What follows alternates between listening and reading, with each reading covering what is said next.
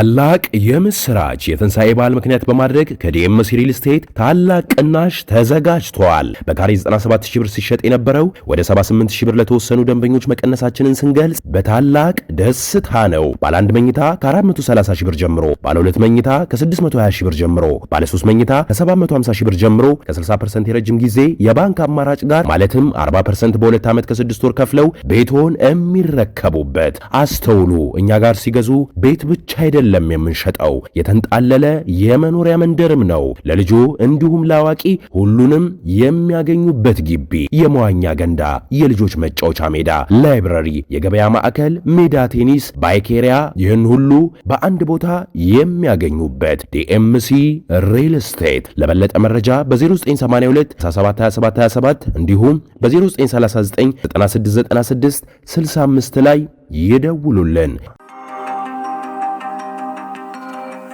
ሰላም ጤና ይስጥልን ክቡራትና ክቡራን አዲስ ምንጭ ቤተሰቦች እንዴት ውላችኋል? በያላችሁበት የከበረ ሰላምታችን ይድረሳችሁ። ሚያዝያ 10 ቀን 2017 የኢየሱስ ክርስቶስ የስቅለት በዓል በኢትዮጵያ ኦርቶዶክስ ተዋሕዶ ቤተክርስቲያንና በኢትዮጵያ ካቶሊካዊት ቤተክርስቲያን እምነት ተከታዮች በስግደት በጾምና ጸሎት ሲከበር ውሏል።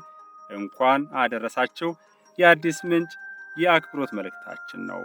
ክቡራትና ክቡራን አሁን የደረሱንን ሰበር መረጃዎችና የዕለቱን አበይት ዜናዎች ቀጥሎ እናቀርብላችኋለን። ከመረጃዎቹ ጋር አብሬያችሁ የምቆየው የእናንተው ውብሸት ታየ ነኝ። እንደተለመደው ላይክና ሼር በማድረግ መረጃዎቻችን ለብዙዎች እንዲደርሱ እንድታደርጉ በታላቅ አክብሮት እንጠይቃለን።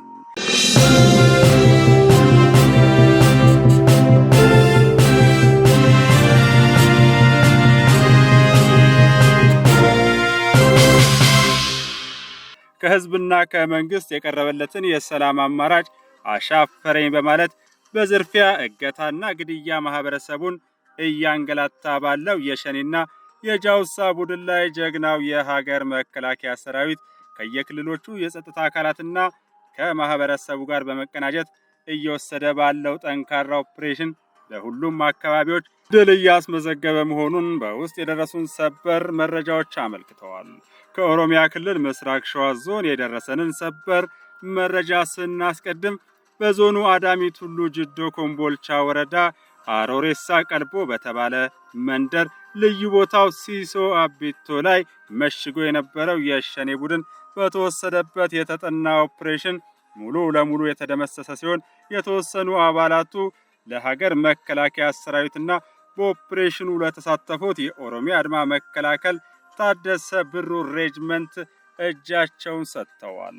በተወሰደው እርምጃ ከተደመሰሱትና እጅ ከሰጡት በተጨማሪ የዝርፊያ ቡድኑ ሲገለገልባቸው የነበሩ የተለያዩ የሎጂስቲክ ቁሳቁሶችና የነፍስ ወከፍ መሳሪያዎች በቁጥጥር ስር መዋላቸውን የአዲስ ምንጭ አስተማማኝ የመረጃ ምንጮች አረጋግጠዋል።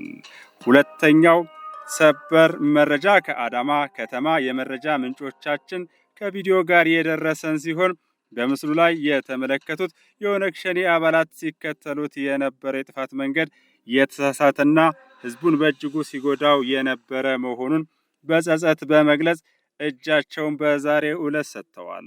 በተጨማሪም ጠቃሚ መረጃዎችንና ተጨባጭ የሰነድ ማስረጃዎችን ለጸጥታ ክፍሉ ማስረከባቸውን የደረሱን መረጃዎች ያመለክታሉ።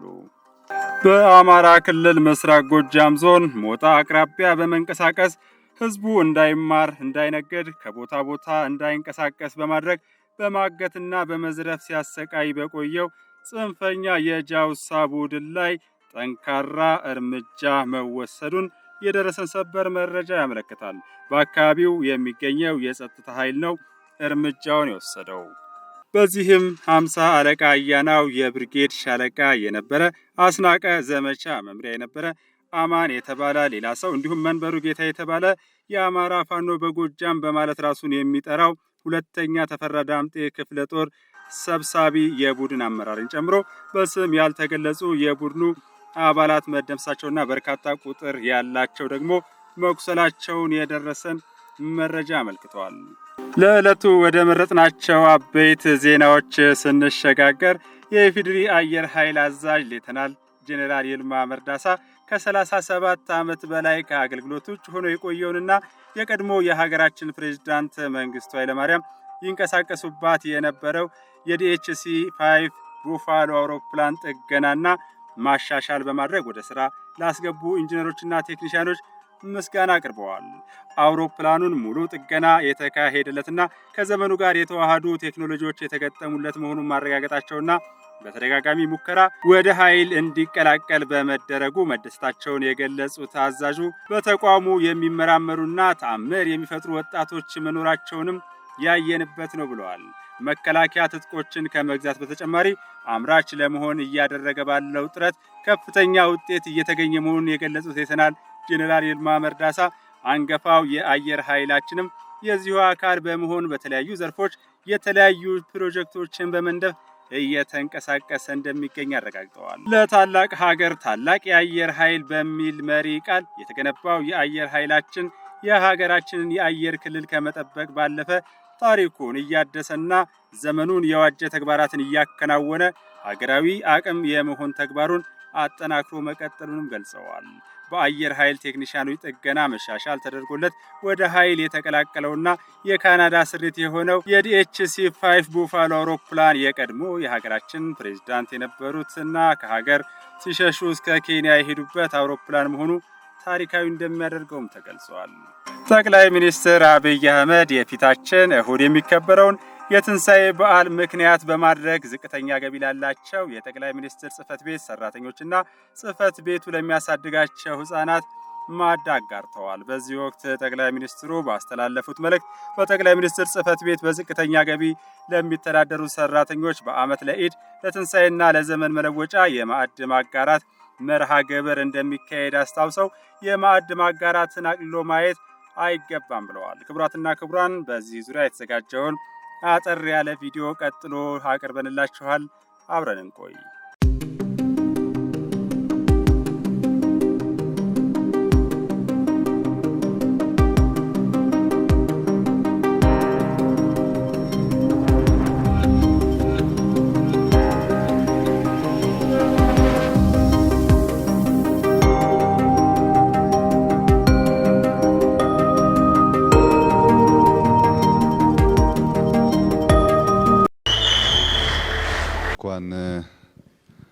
ለፋሲካ በዓል በሰላም አደረሳችሁ አደረሰን።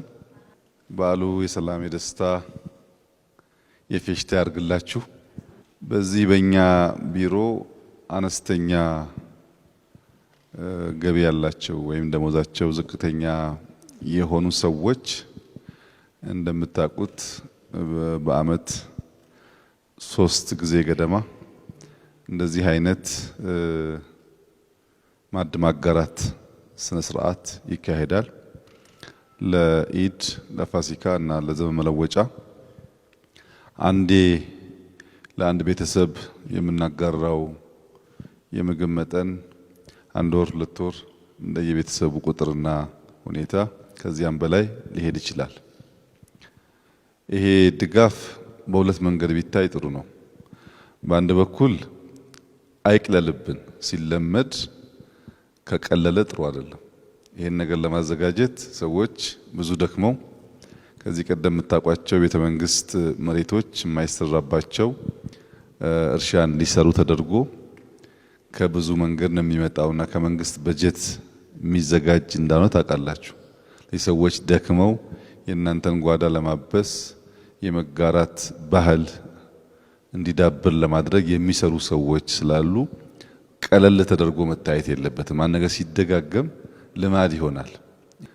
በሆነ መንገድ መደጎም አለብኝ የሚል ሐሳብ ረከስ ተደርጎ መታየት የለበትም፣ አድካሚ ስለሆነ በራሱ ማለት ነው። ሁለተኛው ግን ባህል መሆን አለበት። እዚህ እናንተ ያላችሁበት ቦታ ብቻ ሳይሆን በየመስሪያ ቤቱ በየጎረቤቱ በዓል ሲመጣ እጅ አጠር ሰዎች ይሰቃያሉ። ልጆቻችን እናበላለን፣ ልጆቻችን የሰው እጅ ያያሉ እያሉ ያስባሉ። ሀብታሞች ደግሞ ይደፋሉ። ከሚደፋ ተሳስበን ያለንን ተካፍለን የመኖር ልማድ እንደ ሀገር እየዳበረ ከሄደ ኢትዮጵያ እውነቱን ለመናገር ለራሷ በቂ የሆነ ታመርታለች። አሁን ችግሩ ምርት አይደለም። አንዳንዱ ደልቶት ያፈሳል፣ አንዳንዱ ይቸገራል። ያንን ማስተካከል ነው ፈተና የሆነው። ይህ ባህል በየመስሪያ ቤቱ፣ በየሰፈሩ፣ በየክልሉ፣ በየጎረቤቱ የሁላችን ልማድ ሲሆን እንደው ጠግበን መትረፍረፉን ቢቀር ሰው ለዕለቱ ልጆቹን የሚያጎርሰው ነገር ሐሳብ አይሆንም እና እናንተም ለምናችሁ ይሄ የተሰጣችሁን ነገር ስትሰሩ ከናንተ ያነሱ ሰዎች ጎረቤት ካሉ ቢያንስ ምሳ ጋብዟቸው። ማጋራት ጥሩ ነገር ነው። እናንተ ስታጋሩ እነሱ መልካምነትን ደግነትን ሲያባዙ ለልጆቻችን ጥሩ ይሆናል። በየተቋማቱም ይሄ ሲለመድ እኛም ስንለምድ መተሳሰብ ሲመጣ በብዙ ዓለም እንደምናየው የኛ ሀገር ለራሷ የምታንስ ሀገር አይደለችም። የበዛ መስገብገብ፣ የበዛ እኔ ብቻ እኔ ልጠቀም የሚሉ ግለሰቦችና ቡድኖች እየተበራከቱ ከመሄድና ከባህል መሸርሸር የመጣ ችግር ነው።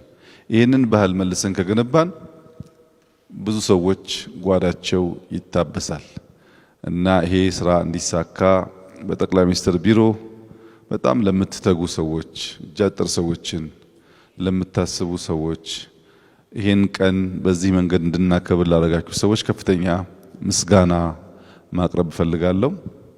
ይሄ ነገር የመንግስት የዕለት ተዕለት ስራም ባይሆን እጅግ ጠቃሚ ስራ ነው። በጣም ጠቃሚ ስራ ነው። አሁን በሆነው አስቡት። በመቶ የሚቆጠር ቤተሰብ ውስጥ ቢያንስ የዕለት ዕለት ማንም የማንንም እጅ ሳያይ በቤቱ ያለውን ተቋርሶ በደስታ እግዚአብሔርን እያመሰገነ ሊያሳልፍ ይችላል።